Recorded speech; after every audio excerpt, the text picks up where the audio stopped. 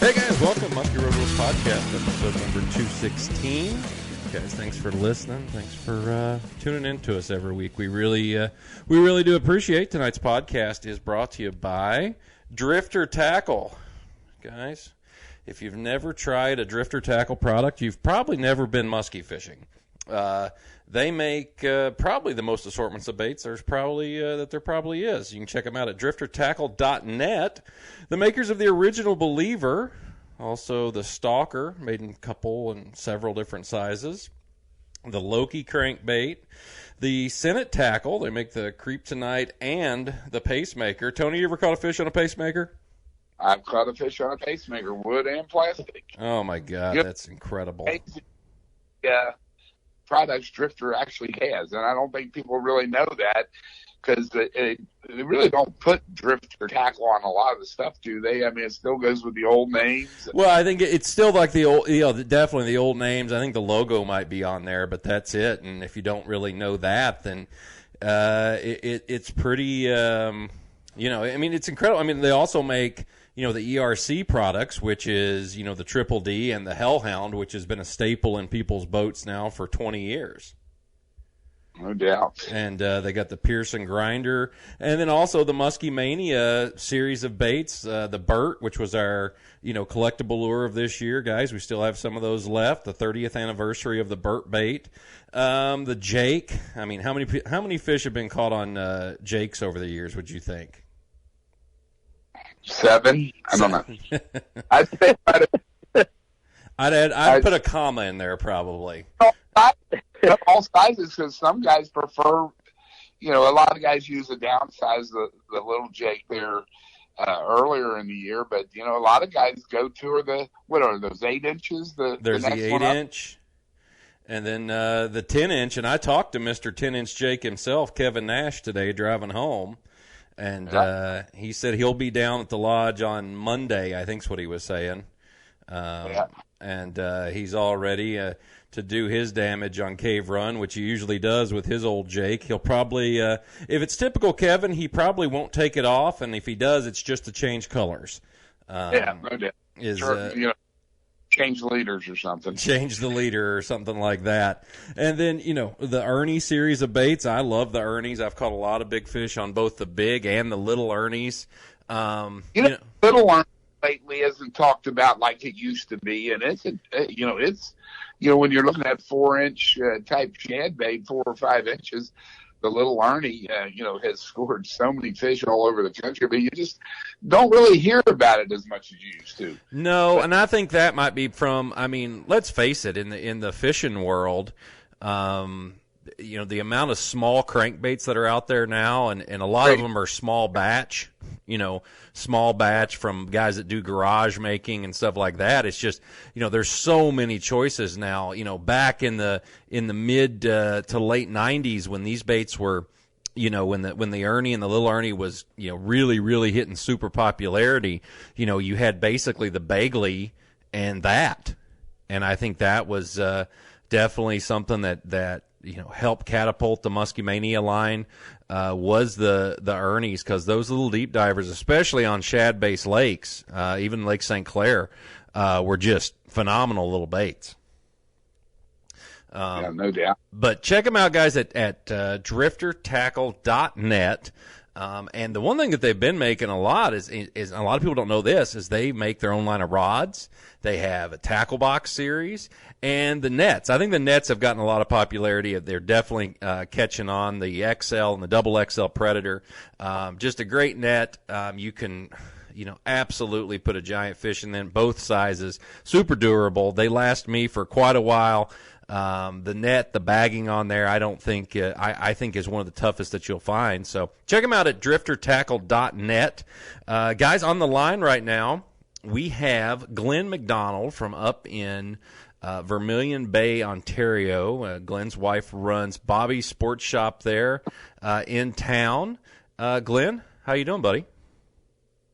I'm doing good. How are you guys doing? I'm doing really good, because this is the first time I've sat in my living room since June 14th of this year, and I got here about 20 minutes ago, so I'm a little exhausted, but I'm doing well, man. It's nice to be home, considering I was in the Northwest Angle 2 days ago. So, are you Gregg, drive straight in?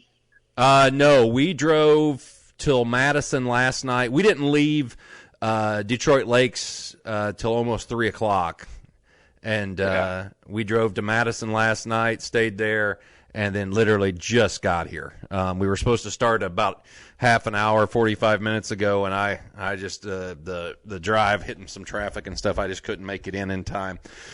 But Glenn, let's talk about some Canadian stuff here. How was Canada this year? I know we spent a little time together back in August. How was Canada overall?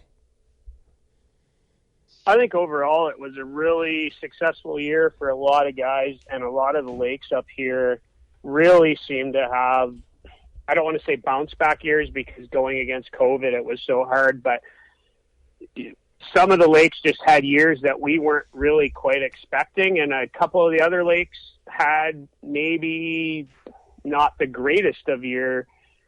It was strange. We had up and down weather. You were up here, Gregg. You knew what it was like. We had fished together over on Lake of the Woods, and the high water levels that we started the season with. Like everybody's kind of talked about that up here.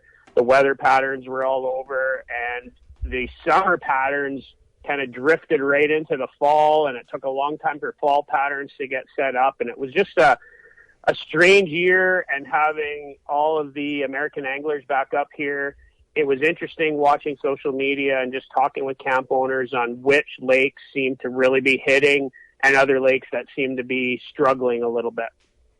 Yeah, that's kind of what it seemed.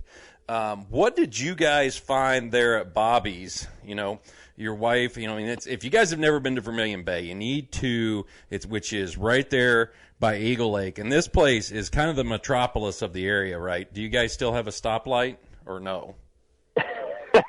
There's no stoplights in our town, but if you're stopping for gas or you're stopping for tackle, or if you want to stop and eat at our food truck, locally caught whitefish off Eagle Lake, awesome stuff. Tasha does a great job. So anybody coming up to the area, you definitely got to eat there.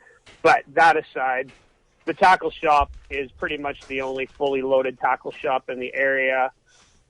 And what did we see in there this year? Well, Kyla didn't bring a ton of stuff in, not knowing where things were going to rebound off of COVID. But I had not seen the tackle shop that empty in years in the past month and a half. The muskie wall was basically picked completely over. Guys were buying stuff. The shop had a really good year. I don't know that we heard of any one particular lure that was better than anything else. It's Canada. Some guys have awesome success on bucktails, other guys are topwater, so it kind of runs the gamut. But they went through a ton of baits at the shop this year. I say you run the gamut. Now I know, like on Lake of the Woods where I was at, I was hearing crankbaits a lot. Guys getting fish on like depth raiders and triple Ds and deep diving grandmas. Is that something that that you noticed over there, or was that just kind of in the higher water areas? I didn't really hear that much of that type of a bite. What I did hear a lot of was guys using, kind of like you guys said in the intro, smaller crankbaits. I heard a lot of guys using cranes up on cedar and having a lot of really good luck. I heard guys using like those smaller 4 to 6 inch, like think of like a 22 long from Lungin, lures like that, cranking them in, banging rocks and trying to get tight to, structure. There was definitely that kind of bite. We didn't really see it ourselves, probably because we didn't really go to those lures because we were having success on similar style lures. But there was a bit of a crankbait bite, but I would say it was more of a downsized bite. And that kind of was one thing that I definitely heard out of the Cedar and Perrault Lake area specifically. Now, do you use the Lungin lures, right? The 22 short, 22 long, right? Yep, I do. Yep. Well, I mean, you may not know this, but they're the sponsor of our text line. And they, guys, have a great set of lures out there right now. If you're looking for crankbaits, like what Glenn was saying there, you got the 22 short, 22 long, the big 50 cal, the chubbies, the 22 SS. Have you used the SSs up there, the shallow ones? Yep. Actually, I was just talking to Matt about that a few weeks back, that I think some of the very first fish that I caught on some of the lunging lures were on the SSs. And again, it was up on cedar in real shallow neck down areas and using them early in the year. And it just seemed to draw fish out of those shallow rocks. So, yeah, that's a great option for sure. Yeah. Well, guys, if you want to, check out Lunging Lures at lunginlures.com. You can text us on our text machine, the Lunging Lures text machine, at 606-776-6570. Guys, we'd love to hear from you. Tony, have we got any good texts at all lately? Tony, are you awake? Tony, are you even there? Sorry, I had my mute button on. I got a few texts. Well, that's good. What have you got going on that you've muted us? I was texting some guys for about the Ohio Muskie show. Oh, okay. What have we got any good text? No, not really. Good. So things are going well. That's always good. The only text I get are extremely graphic ones involving someone's significant other that we all know, but probably don't get the awful text that I get. But that's the only thing that I'm getting right now. What, Glenn, what is happening up there as far as, like, regulations and stuff now? I know they opened up Canada. There's no vax regulation anymore. It looks like that's probably going to stick around, right? As far as we can see, yeah, it's basically wide open again. So that's good. We should see a lot more of the guys that wanted to come up this year but weren't vaccinated. They should be booking for next year. So I would expect we're going to have a really busy season going into next season. We did see some of the guys that weren't vaxxed come up late this season. I know Pete Mena was up here a few weeks ago. I chatted with him briefly. Guys like that just haven't had that chance to come up, and now they're up here. So that's good. I think that's good for both sides of the border. All our businesses up here, we need it. We need all the tourism we can get, and I think we're like a lot of tourism-driven towns. We need the people up here. Sure. Hey, Glenn, are most of the resorts going to be able to make it through this? I know they have much longer than people in the States. With people not being allowed to come, or the biggest part I'm going to be able to make it through. I see reading stuff on books and stuff like that. You just wonder how long those guys can survive after a couple of years like they. Well, I've talked to a few of the managers. The big outfits are going to be okay, but the problem is the big outfits have big payments and big expenses, and you hear a lot of them this year are just kind of getting through the season and taking care of some debts from the past couple of years and looking to next year to kind of get back on level ground. There's a few of the smaller places that are definitely, in trouble and hurting, and, there's rumors of some places being for sale and guys trying to get out of stuff, but it is what it is. Guys have to kind of deal with it, but I think as things start to open up more and more, we're looking at next year should be a really great year tourism-wise. It'll depend on where this recession and, that kind of stuff goes with the economy and how many people can come, because a lot of the places up here, guys were canceling last minute because of high fuel costs, or they couldn't afford to do it after not, being up here for a couple of years. So it's still a little bit uncertain, but I do think everything's going the right way. Hey, is your economy as screwed as ours is? I paid $2.29 for a can of corn today. Yeah, we're in Canada.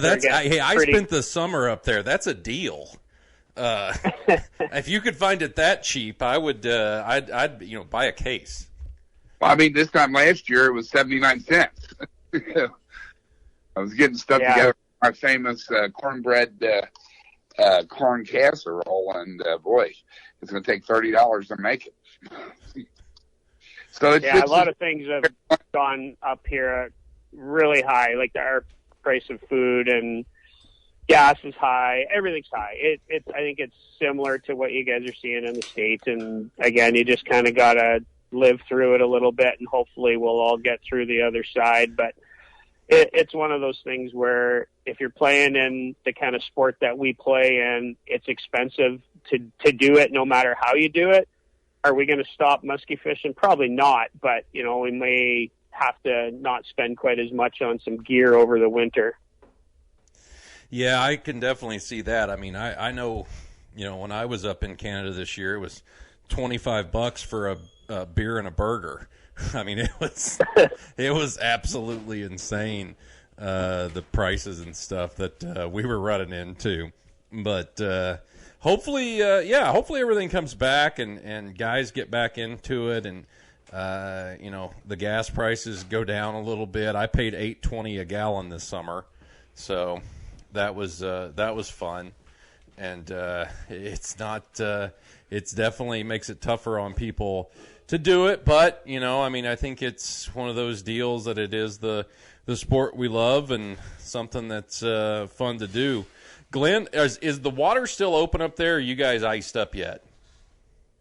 The smaller lakes are starting to ice up. Eagle's still open. I think Cal Ritchie's probably like the last one out there. He was out a day or two ago, but we're looking at some real cool temperatures coming tomorrow. So I think we'll be froze out probably by the weekend or early next week. Buddy was out on Wabagoon earlier this week, sorry. I'm sure that'll start freezing up by Friday, Saturday. So yeah, we're pretty much done. We wrapped it up on, I think last Tuesday or Wednesday, we wrapped it up, put our boats away.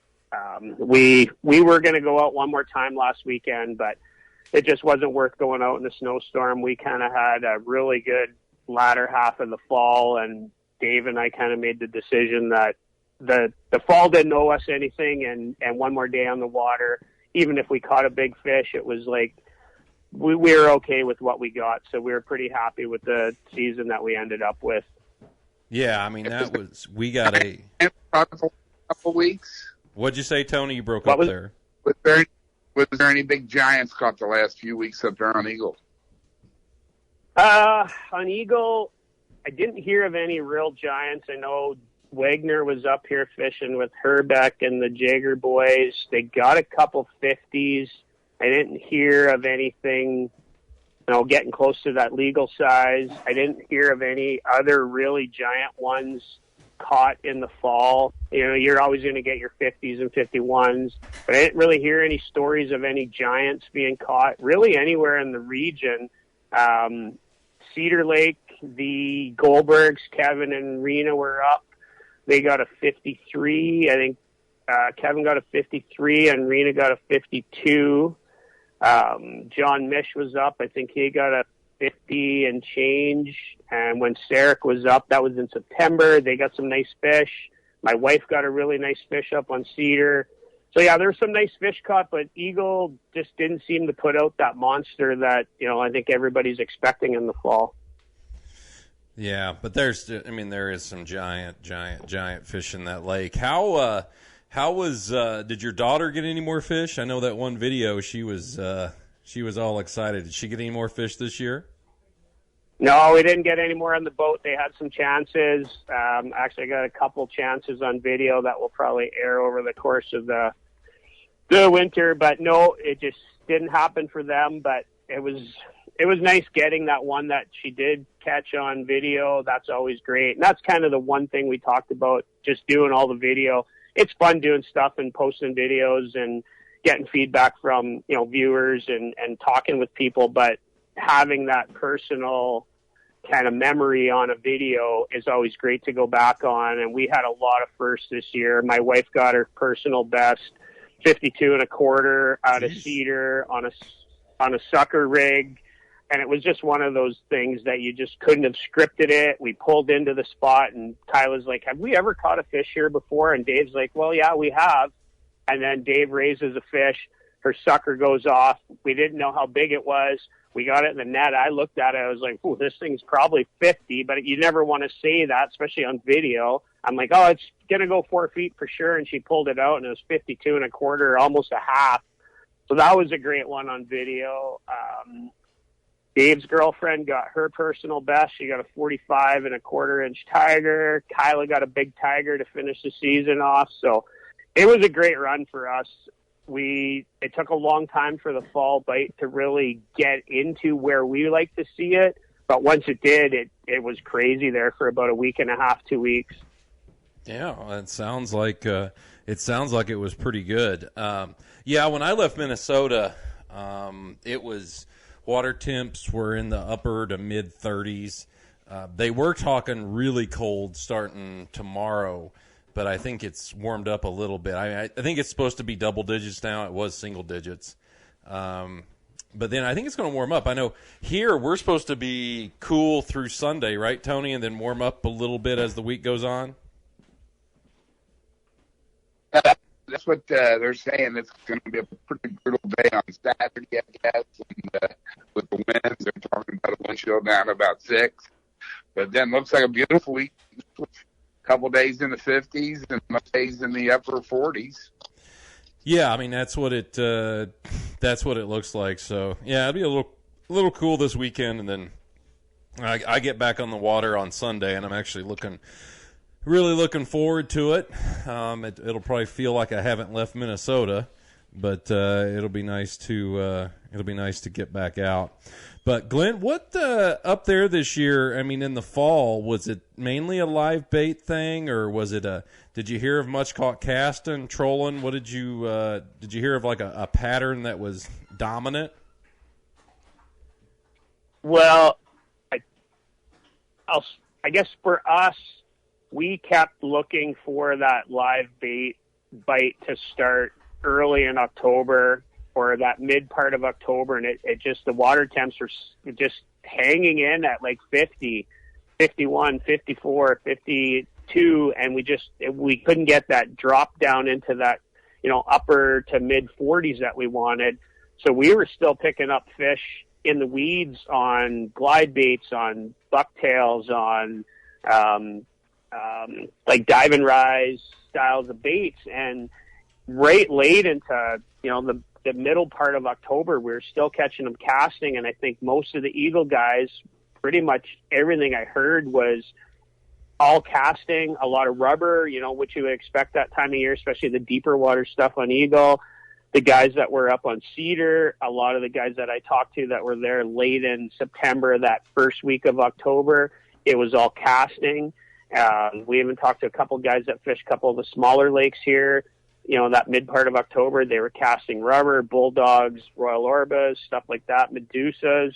I picked up a fish on a toad November 3rd, which is the latest I've ever caught a fish up here casting. And I think the one thing that I did hear from a lot of people is there was never really a full-on trolling bite this fall. And I know guys were picking them up trolling, but the weather and the fluctuations in the lake temps, I just don't think those fish ever set up on some of those spots where you could consistently troll them. I know some of the Winnipeg guys had a really good trolling day up on Cedar and put a bunch of numbers in the boat, but it was a weird year. For us personally, we never caught a single fish trolling outside of some late summer short line trolling with bucktails. We didn't spend a lot of time doing it, so it was kind of one of those things where had we spent more time, but we did try, and it always seemed like we were doing better just casting. And then when the sucker bite come on for us about the 20th of October, it really picked right up. Yeah. Now I know in Minnesota, the last week I fished up there with the water temps hovering 40 to late 30s. The sucker bite was actually kind of tough for us, and I think the live bait, I think the trolling bite would have been a lot better. I know guys that are trolling right now and are going to try to keep trolling until the water gets hard.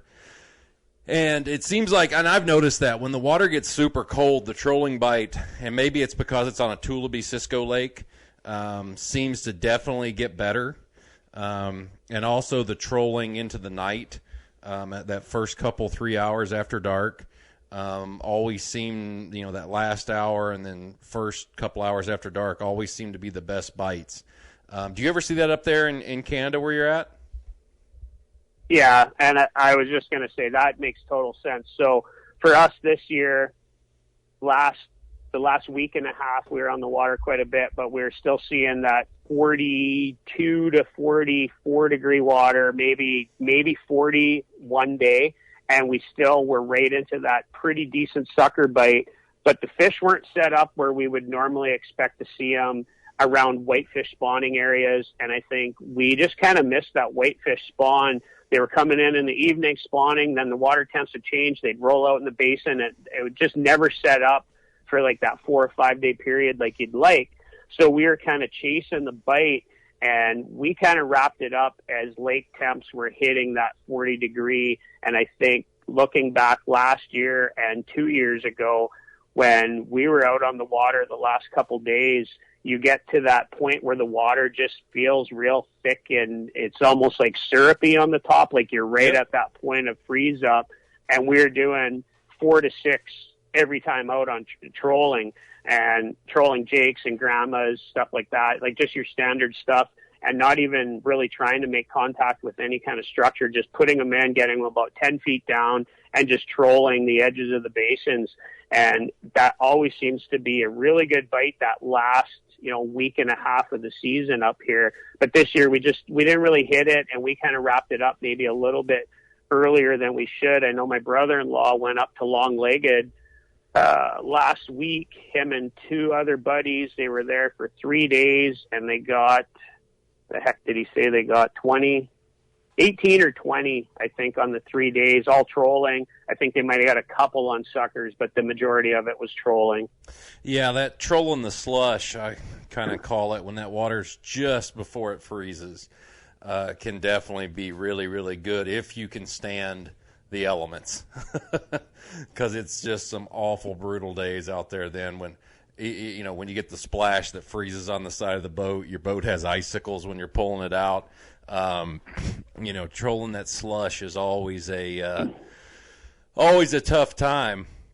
I tell you what, Glenn, for guys that don't know, how did you get into muskie fishing? I mean, what path did you go down wrong to get started in this? And who did you make a bet with that you lost that got you into this whole thing? Well, the long and short answer of it is, it happened when I met my wife, Kyla. Her family they were full on muskie. Her dad guided up at Long-Legged Lodge. Her brothers were both big time into muskies, and actually both of them would be considered world-class muskie anglers, if they were part of this community, on a broader sense. And that's kind of how we got into it.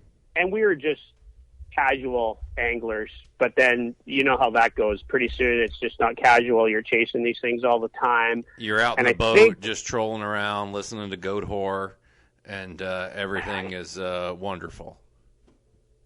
Not a lot of goat whore in our boat, but a lot of machine head. There's a lot of that in the background, so it's not too far removed from that. But Dave's first 50 off of Eagle, he's wearing a goat whore t-shirt. If that counts for anything, that probably adds 2 inches to that fish, probably there. Yeah. Oh yeah, they're known for their melodic sounds. Oh, absolutely. So that kind of got me into it, just fishing a lot up in Long-Legged with Kyla. We spent 2 or 3 years just really struggling to put it together. We'd catch a couple fish a year. We'd lose a bunch, and it just didn't feel like it was really working. I fished with a couple of my buddies up here. Michael Grant, he's a really good angler. Kyla's uncle Raymond, he's a buddy of Pete Mayna's, and just fishing with different guys and picking stuff up along the way, and then spending a lot of time in the boat with Kyla's brothers and kind of getting a hang of it. And then I got my buddy Dave into it about, I don't know, be 10 years ago now or 8 years ago. And we really started to kind of, not that we weren't friends before, because we've been friends our whole lives, but we really started to find that bond on muskie fishing. For us, it's our stress dump. We got stressful jobs away from muskie fishing, and we get in the boat, we throw some tunes on, cast, and tell some stories, and it's just a great stress dump for us. And the catching fish was kind of secondary. And then I think where it really, really changed for me is I talked to Don Lamont, who is the editor of Hooked Magazine up here. He wanted some Northwestern Ontario kind of articles. And about the same time, I think, is when you guys took over the magazine, and I found out through, I think, a mutual friend, Pat Smith up in St. Cloud, that somebody was looking for some more articles from this area. And once I started writing for the magazines and getting into that side of the industry a bit more, I think I took a lot more interest in it. And then just meeting and talking to all the industry insiders, if you want to call it that, just by going to the trade shows with my wife and talking with you guys, I really picked up a lot on it, and just really dove right into it. And then a couple of years ago, when we started doing stuff with the YouTube channel, that just kind of took it to another level. And there's good and bad with that, but overall, the support that we get for it is really good. So it's been a really fun ride. And I don't know how much longer we'll keep doing it at the level we're doing it, because we're not full-time guides. We have full-time jobs. We're just passionate anglers, and we love doing it, and we love sharing. I like sharing information that has been shared to me. I guess that's kind of the easiest way of putting what it is we do. What was your best bait this year? Let's say top 3 baits for the season. The top 3 baits. Well, the first one would be the Drop Tine Tackle Growler. So Thatcher and Jody from Drop Tine Tackle. I know. Yes, he's the most. He's got such a big head. That man, I tell you. I'm just kidding. They're 2 of the most down to earth, salt of the frickin' earth people that you'd ever meet. They're just a couple of the nicest people in the muskie industry. And they make a really nice lure. They do. They make a great lure. We didn't really help them design the growler, but we certainly had one of the first prototypes. And this year, that thing just caught a ton of fish for us. We've got a couple other things kind of in the works with them going into next year. So that was one that just an amazing spinner bait. It just thumps like crazy. So that was one that, right away was just a standout bait for us. Well, and for guys that don't know, the growler from Drop Tine it's a single hook spinner bait. And when I say single hook, it literally only has one hook that's set back really, really far with a short arm that has a Colorado blade on it that has a lot of thump. Really good for just getting through the stuff. Yeah, and kind of a side tip there. If you do get one, I don't know if Thatcher sells them with 2 blades and one, or like if he offers them either way, but he did build me some that had the bigger Colorado and then a smaller one. They just do not thump with 2 blades. So I cut the second blade off the smaller blade, just leave that one big blade on there, and they just grind like crazy. So that was definitely one of the standout baits. And another one that I didn't expect it to be, there's a guy down in Southern Ontario, Adam from Top Line Baits, and we got to know him last year at the Nestor Falls Muskie Cup. He gave us what he called the Ripper. It's kind of like a hard-bodied tube, and we had really good luck with that. We talked over the winter. I wanted a smaller jerk bait style, so think of like a smaller double D or triple D style bait. He made one. That was okay. We caught some fish on it, but he made a modified dive and rise. He calls it the dipstick, and it has a similar action to like a Fat AZ Raptor, but it just has a little bit more to it. It's kind of got a little bit of a belly roll. I wasn't expecting a whole bunch out of it, to be honest with you, but the very first day of opening season, we put a big tiger in the boat on it, and it was just one of my go-to lures all summer. I had the regular size. I had a jointed one that I believe I might have the only one that's in existence, and then he made an XL. And it's not super revolutionary. It's one of those baits that kind of falls between a couple cracks, and it was just something that I found I kept going back to. And like, I'm a huge suic guy. I love suics, but I found that a suic, when I went back to just a regular 9-inch weighted suic, it felt a little bit lacking. Like, it just didn't quite have enough movement on it. And I would go back to the dipstick, and it just had more stuff to it. And guys that do follow us over the course of the winter will have a lot of videos on the dipstick, a lot of the catches that we get. We're going to do like a standalone video on how we work it, what it looks like in the water. It's just a really special lure, one that we really just kind of fell in love with, and it was one that we didn't go looking for. Cool. Well, that's pretty awesome. You're able to get a couple baits like that. Tony, what on Cave Run this fall? Tony, are you there? Or am I muted? I'm here. I was going to ask Glenn, was there ever any good topwater bite this year up there? Or? There was. Again, it seems to be one of those lures that we just did not throw a bunch the last couple of years. Now, one of our theories is because of COVID and no anglers up here, there was less pressure. We could get away with throwing a bucktail pretty much everywhere and carry on into this year. And I just had this talk with Thatcher actually the other day about the fact that we power fish more than we used to. We used to use a lot of top water, and now it's, we're trying to just go fast through spots. But back to the question, Tony, yeah, we did have a top water bite. It wasn't as good as I would have expected it with the amount of weeds that we had and the warmer water. But it was a pretty consistent bite. I did hear of a lot of fish caught on, your standard fat bastard pacemakers, top raiders. We had a new one from Tim over at TR Baits. It's kind of a double brass tail. I think he's going to be calling it the Big Al. That one kind of produced a lot for us. It had a lot of noise. And then the other one that seemed to really do a lot for us was the Tomahawk from Bomb Squad. That one just got a unique sound with that washer on the back. I really like that one a lot. Yeah, no, those cool. are... Go ahead, Tony. Yeah. That topwater bite just never has happened here. And, some years we get a good one, some years we don't. So, I was talking to some guys in the last couple of weeks up north about it. They most said that the topwater bite lasted very short period of time.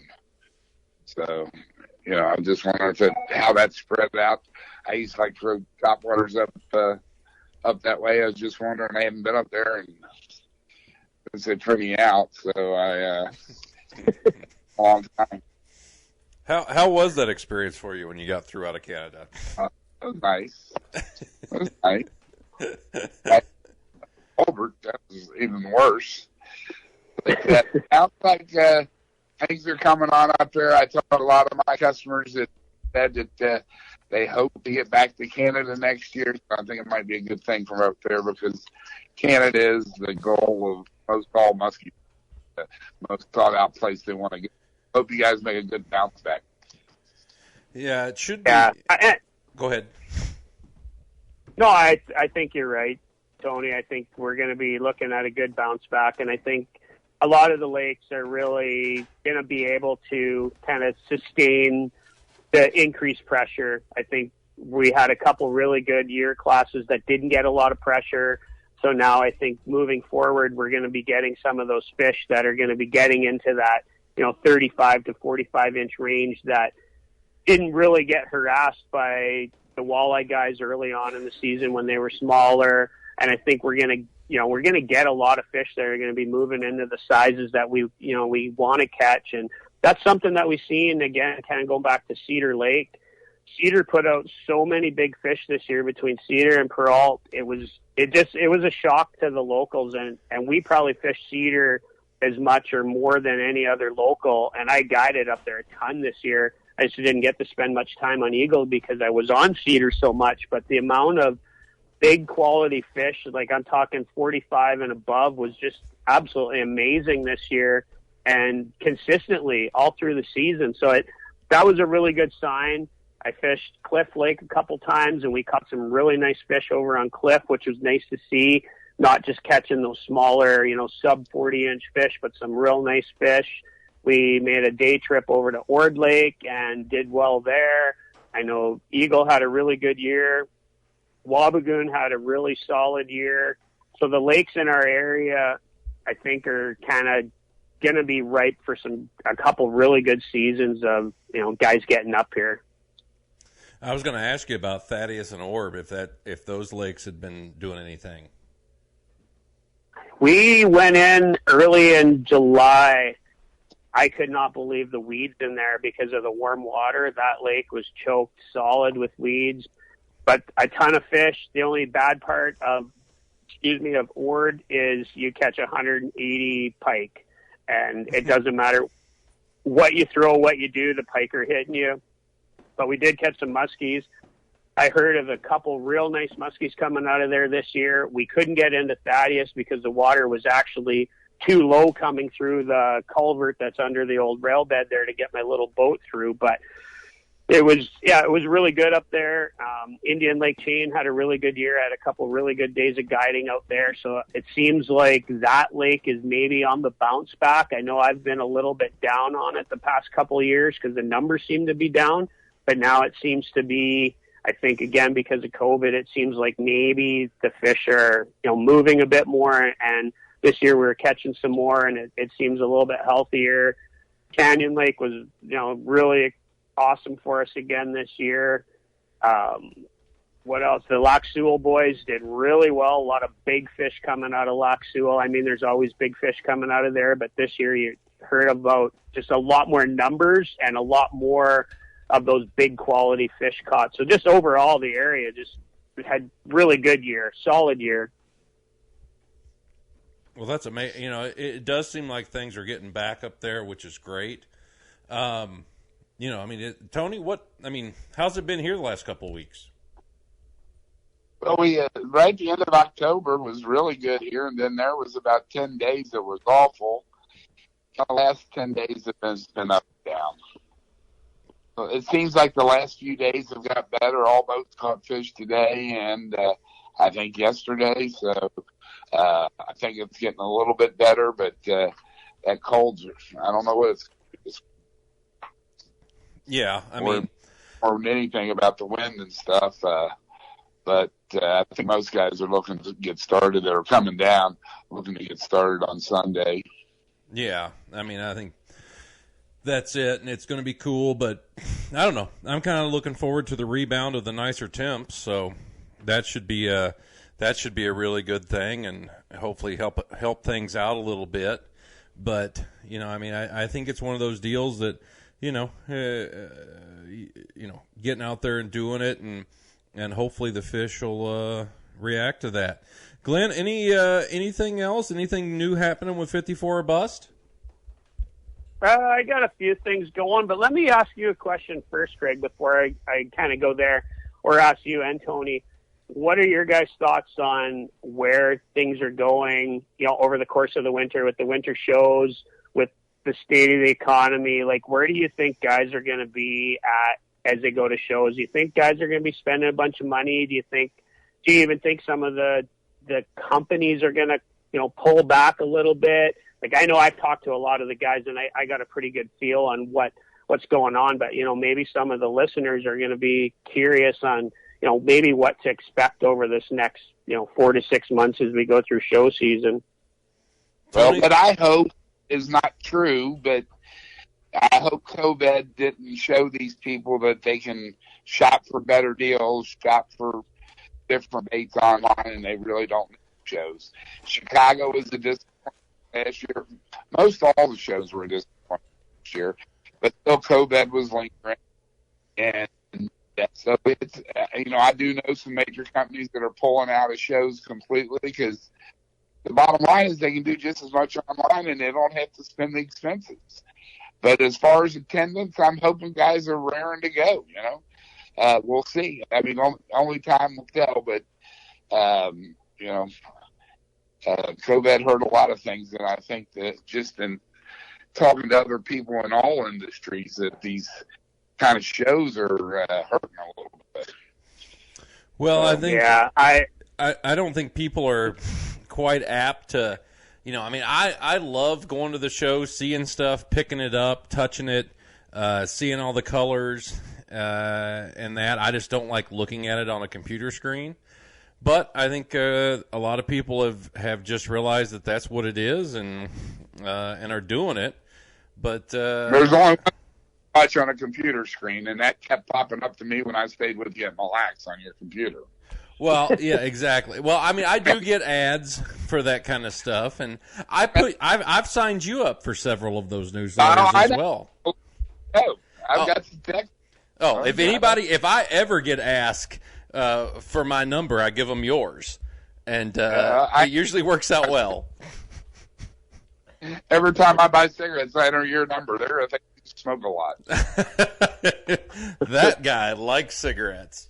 But no, I mean, I don't know. I mean, I think the shows are. I don't know. I don't want to be the old guy just yelling at stuff. So I think the shows are just evolving. I just think you just got to figure out how to evolve with it. I mean, I just. I really think that's kind of how it works. Yeah, I think you're right. And I think it's going to be an interesting winter in the industry. I think it's going to be interesting to see, what kind of changes over the winter and what stays the same. But definitely, we went to a trade show for my wife's shop down in Minneapolis, and there was just hardly anybody at it. People were just doing all their bookings online.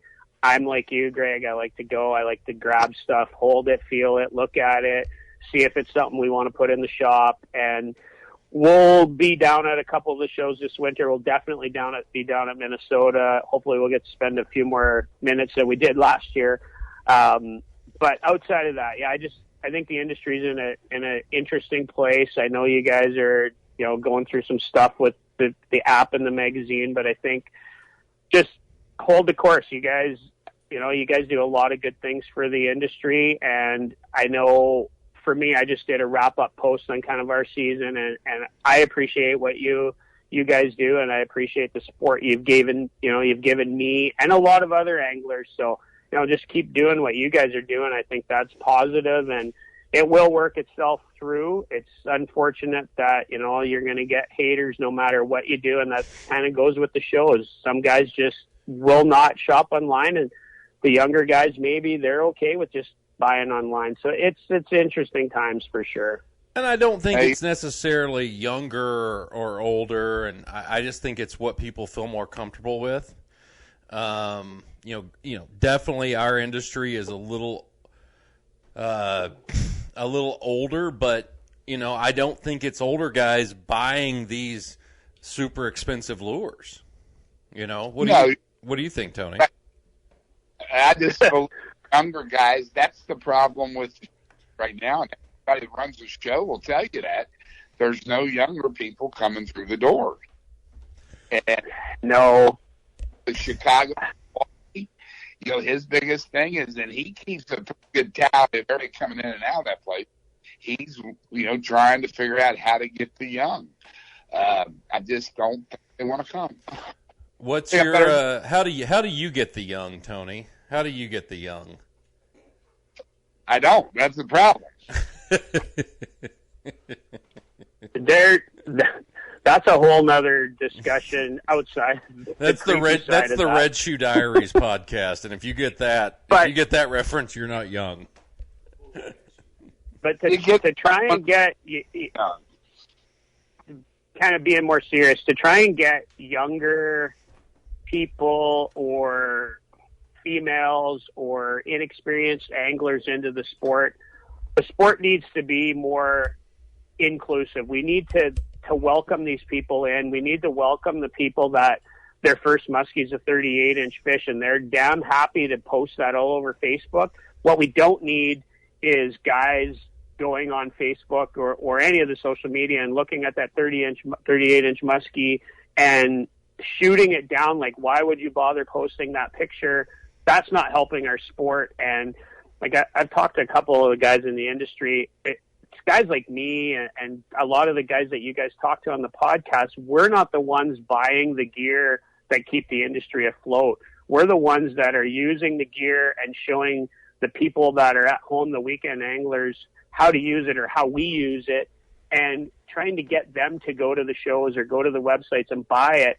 And yet it's the same people that a lot of cases are belittling these new inexperienced anglers. And it's hard for somebody to get into a sport when they never feel like they're included.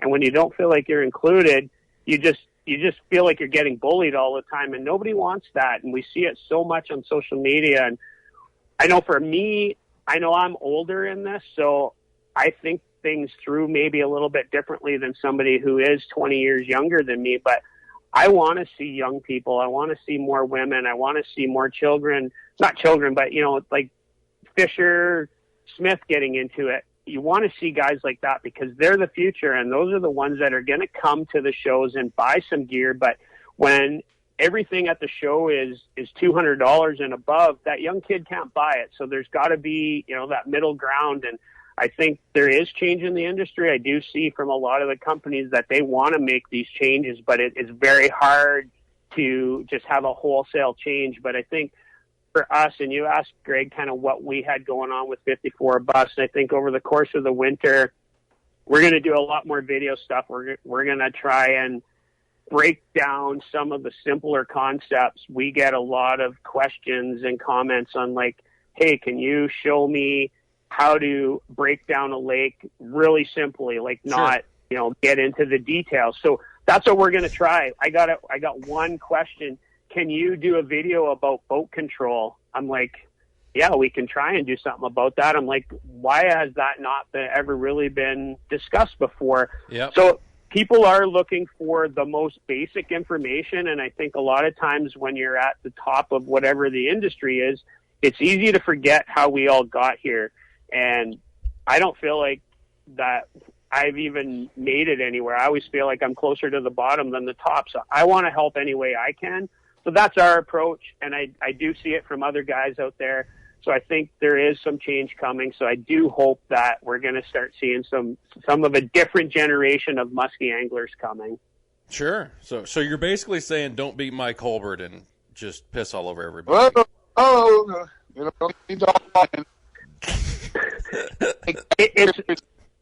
It's not about it. I remember our whole conversations in 98, 99, 2000 was we got to get more women and young people involved. It's a struggle in this sport. One, because it's so expensive.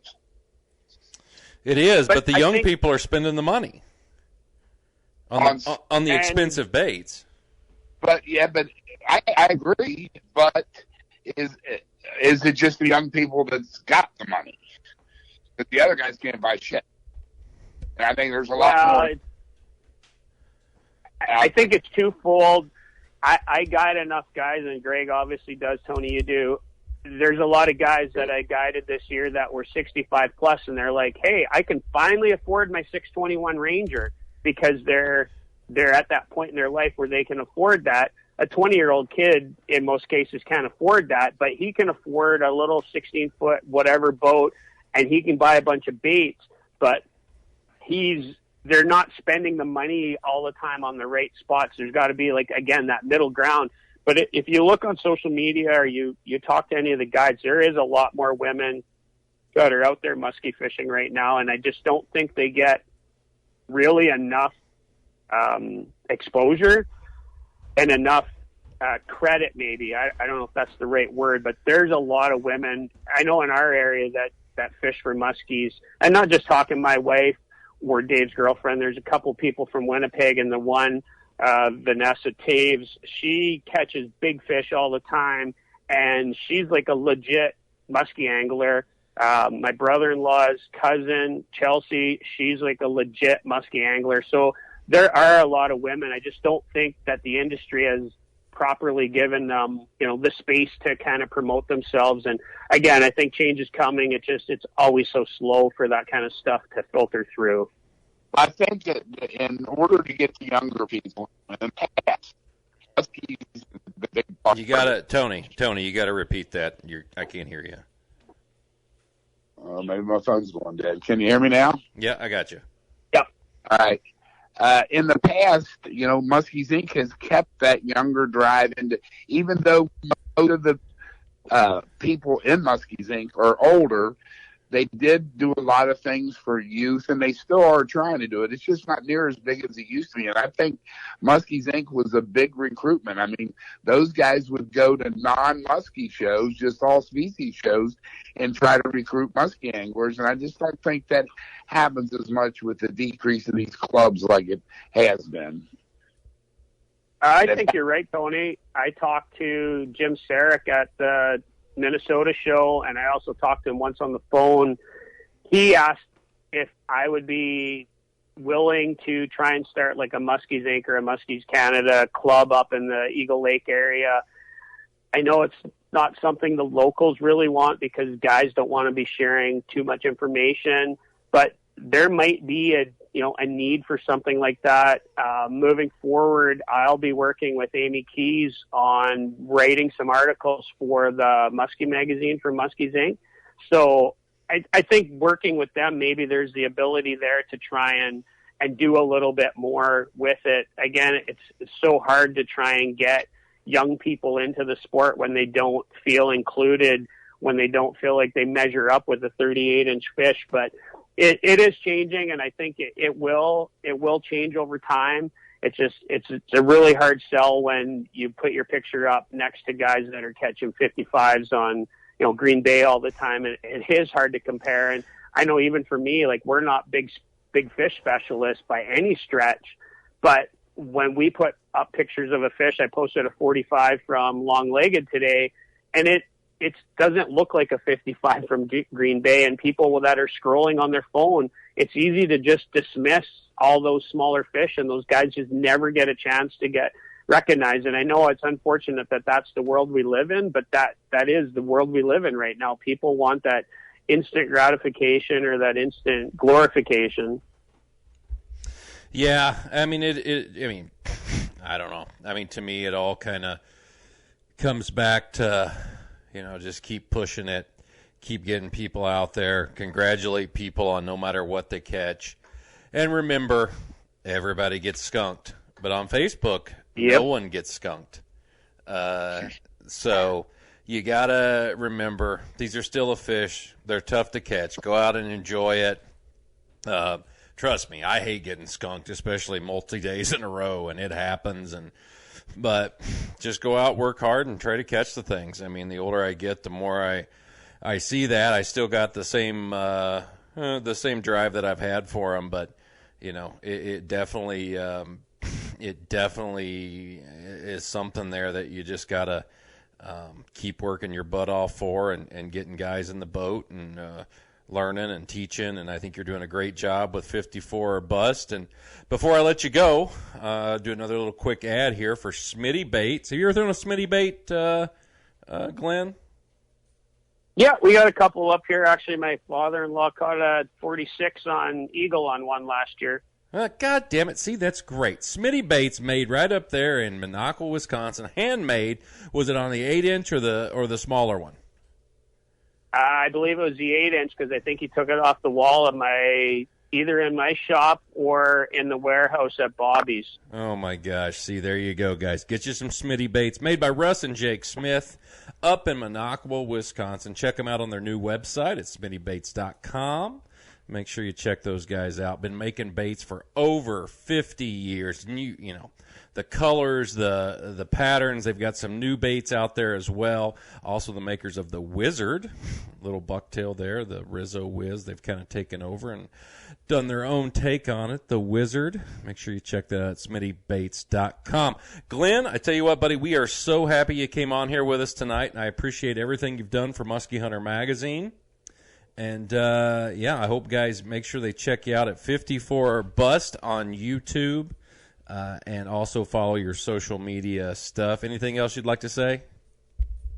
That's pretty much it. If you guys want to find me, just look us up on YouTube. That's probably the best. We're going to tons of content coming this winter, and if guys have any kind of suggestions on what they want to see, just look us up on any of the socials. You'll find us at 54 Bust.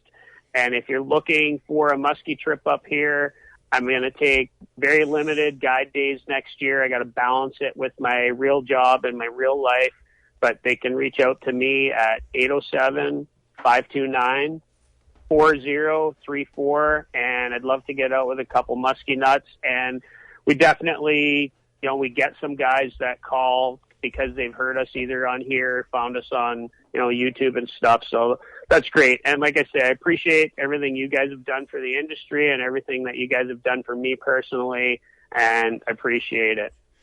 All right. Okay. Tony, you got anything left to say?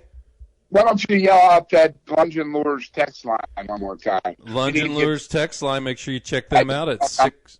What'd you say? We need to get some guys to tell you that they like us or hate us. Yeah, they need to like us or hate us. For you to buy a new phone so they could actually hear you would be great at 606-776-6570. Let us know what you think, guys. We'd love to hear from you. And, let us know send us some pictures. Tony loves getting pictures. That man right there, he is an artiste. Especially your girlfriends and stuff. Those are the best ones. I don't share them. He doesn't share the ones if you don't like your girlfriend or if you're getting a divorce. If you got any really spicy ones, he would like those. Of course, breakup. Anyway, get us some fish pictures and tell us what you think of us and tell us what you want us to talk about. All right. Well, I tell you what, guys, it's been a pleasure. I'm going to crash out. I've driven 12 hours today, so I'm about done. So I will talk to you guys later. Thanks, Glenn. Hey, take care, guys.